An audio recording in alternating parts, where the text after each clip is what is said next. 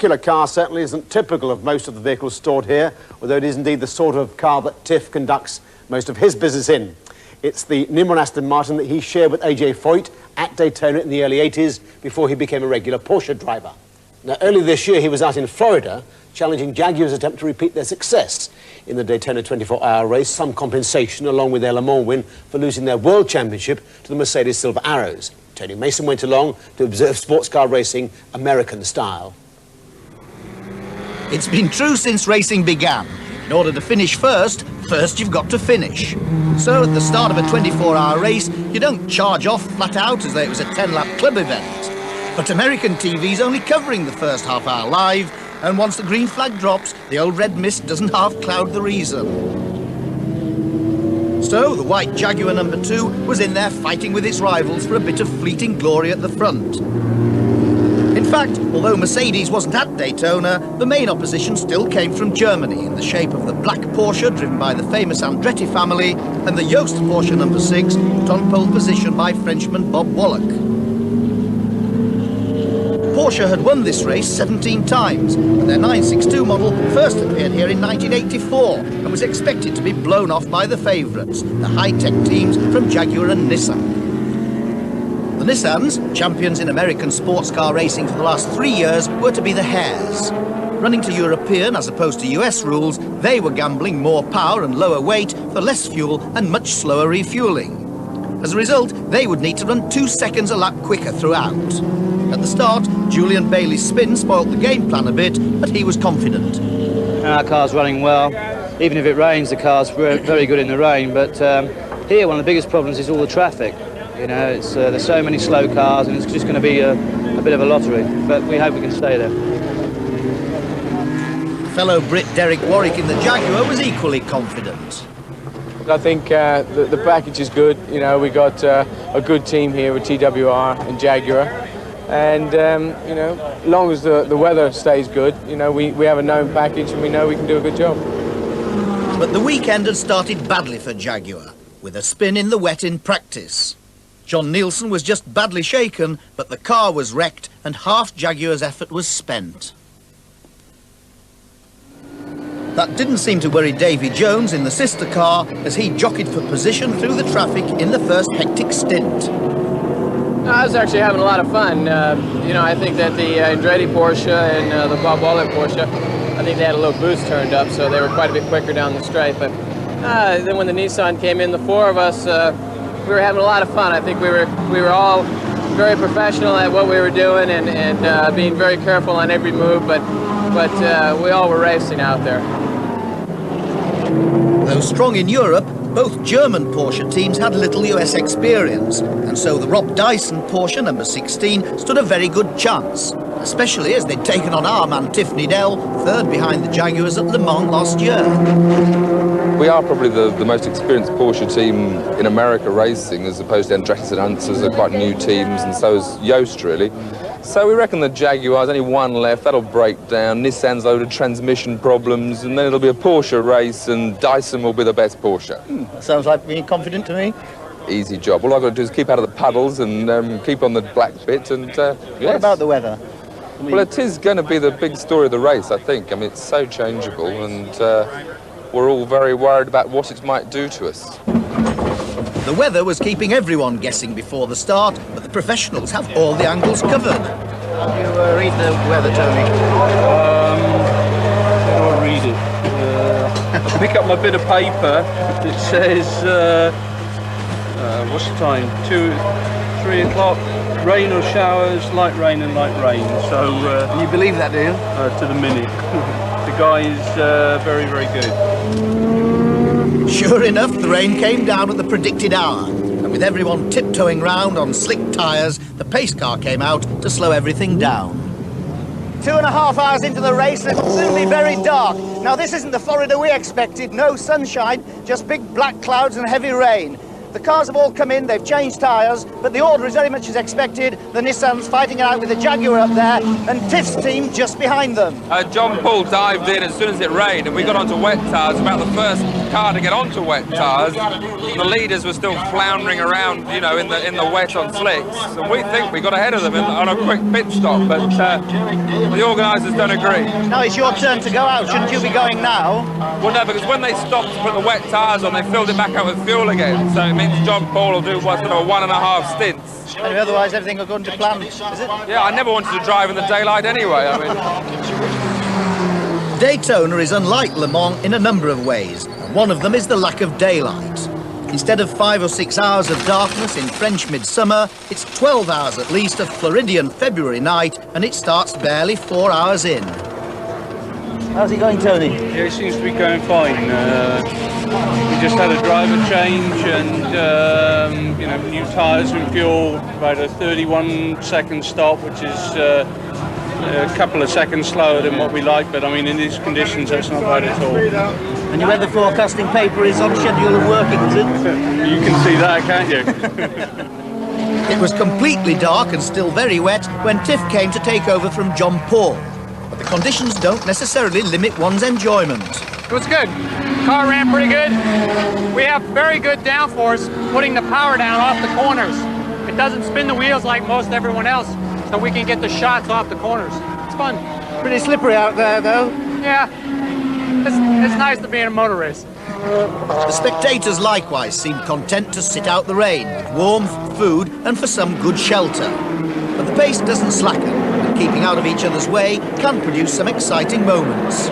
I had a daze of thunder with the Jaguar on the bank. I don't know what happened. You got a plane, all of a sudden you left him. Well, he stayed down low, we were catching. I had the slingshot, but he tried to come up, and I was like, we hit. I was right up on the wall. Tiff's stint was cut short with brake problems, the pedal needing to be pumped to get any response. But the fluid could hardly be boiling in these conditions. And so on through the night, with the lead contested by the lone Jaguar, the two Nissans held back by their slow pit stops, and the two leading Porsches of Tiff's team and poleman Bob Wollek.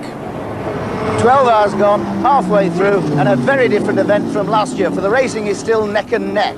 And that's taken its toll on the big cat, the Jaguar. It had been leading for a long time, but it's now started overheating and has been pushed behind the pits for major surgery. And we've just heard that the car that's inherited the lead, Wollek's Porsche, has got similar problems, and it looks as though he's out.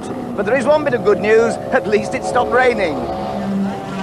So the front row of the grid was eliminated with overheating, probably the result of the unrelenting pace. Last year, the Jaguars had the race more or less won by midnight. This year was different.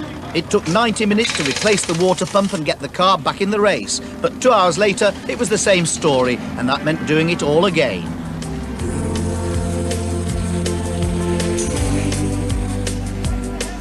Daytona.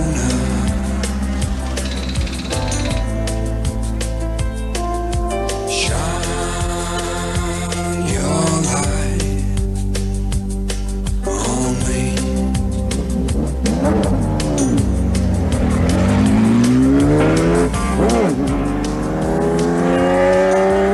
Dawn at Daytona, and it looks as though it could be a nice morning, although there are some menacing clouds lurking about. Now the campers are starting to wake up to find that there's still very close racing to watch. 450 laps have been completed by the leaders, but the race is only 2/3 of the way through, and the situation still very fluid. Barely an hour later, the long faces in the Dyson pit meant one solid development. With James Weaver driving, the Porsche's engine had let go, and it was curtains for Tiff and all at number 16. It's unusual in a long race like this to have trouble with a Porsche. They're normally so reliable. But this race now is a 24-hour sprint race. If you don't go flat out, somebody else will. And normally the Porsche is the best car for that, so it's one of those things. Oh, look, it's a tough race to win, you know. I mean, you can lose it easy, but it's a hard run to win. Oh, well, then what happens now to you? I'll go home. Have a nice breakfast in the shower, and then off home, I think. With 8 hours still to run, the race was now between the two Nissans and Porsche, with the second Yost car number 7 and the black Andretti 00. But with all the car problems, you could say the circuit was winning. 150 feet up here in the sky on top of the main grandstand, and you really get the feeling of this amazing racetrack. It was built for American NASCAR racing, where the monstrous saloons charge around the tri-oval track at average speeds of nearly 200 miles an hour. The infield gives the sports cars a little more work to do, and while the top speeds are just the same, it does mean that the average comes down to a slightly less hair-raising 125. The next team to show the strain was Nissan, with pretty serious problems for Julian Bailey. Well, it's unfortunate because we were leading at 7:30 quite comfortably. We had one tyre blow, which wasn't too bad, so the driver came in, Harry Lundijk, swapped drivers, I got in the car, and after about 5 laps the gearbox went, so now we have to change gearbox, which is going to basically lose us the race, but it's a shame really, because we were leading. But they weren't the only ones in trouble. The Dower Porsches for the Unsers and the Andrettis had had little time to prepare, and it showed. The Unsers went out with no replacement nose, and Mario Andretti suffered innumerable problems. Some of those things you can expect in a 24-hour race. A little bit of luck, I think we could have won this thing. Just, you know, we're not the only ones saying that, however. The banking really tests cars and drivers. After rain, it dries much quicker than the flat infield, so that wet weather tyres needed there tend to overheat in the bank turns. You wouldn't find me up here during the race, but I couldn't resist coming to find just how steep it is. As you can see, I'm having difficulty standing up, and that's not surprising because it's at an angle of 31 degrees, and that's steep. This is the only place in the world where sports cars compete on a banked track, but it didn't seem to bring in the crowds. That's more to do with the cars than the circuit, though, as for the Daytona 500 stock car race, every seat is taken. Nevertheless, there were 30,000 spectators present, but they were mainly in the infield, where barbecues and booze seemed to be as important as the racing. With the best will in the world, the crowd didn't look much like potential luxury car buyers, but Jaguar weren't principally appealing to race fans. The people we sell to average almost $200,000 a year in income.